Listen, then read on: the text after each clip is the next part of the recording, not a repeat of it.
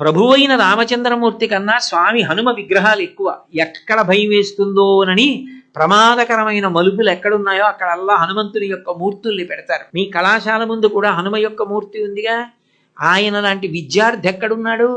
అన్ని సౌకర్యాలు ఉండి చదువుకుంటున్న వాళ్ళం మనం. అసలు నిజానికి సౌకర్యం అన్న మాటే లేని చోట చదువుకున్నవారు హనుమ.